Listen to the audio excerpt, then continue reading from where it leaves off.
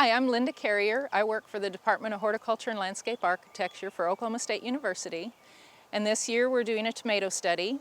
We've got 6 varieties.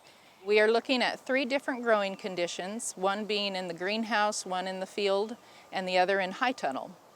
Dr. Dunn, who is part of our department, did an ODAF grant, and he's looking at season extensions in greenhouse production as well as high tunnel. So we also want to do the field study to look at primarily why most people do field production. And they're looking at different varieties that are correlating with greenhouse production. So we have the cherry tomatoes, we've got the 3 varieties. One is predominantly a field grown, and then the other 2 are greenhouse tomato varieties. And they're trying to figure out if the quality and quantity and the lycopene in them, which is an antioxidant, is higher in any of them in particular.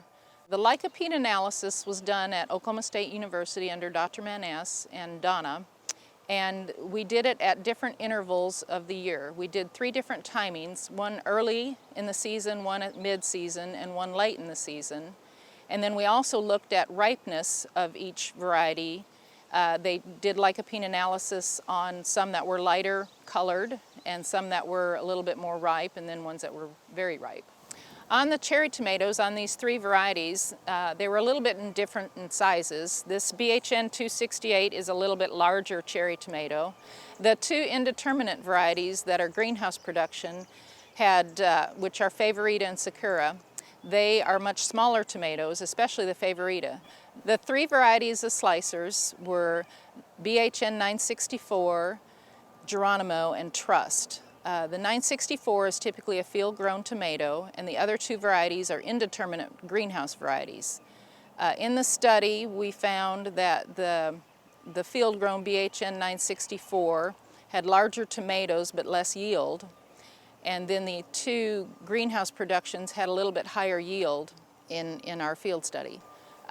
We did the same study last year, and it was done in all 3 places. Last year in our field production, Stillwater received over 17 inches of rain in the month of May, and this year we've only had less than 3.5 inches of rain. On the 3 cherry tomato varieties, this BHN 268 was not able to handle the rainfall as well as some of the other varieties. It had a lot of splits and they were unmarketable.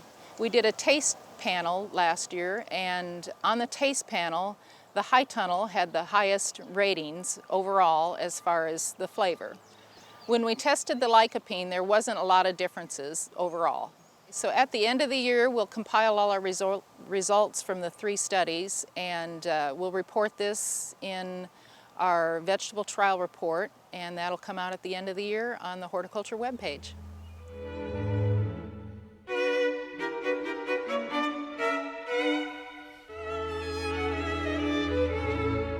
We hope you enjoyed this video. It's part of our Oklahoma Gardening YouTube channel. You can also find even more videos on our OK Gardening Classics YouTube channel. And join us on social media for great gardening tips, photos, and discussion.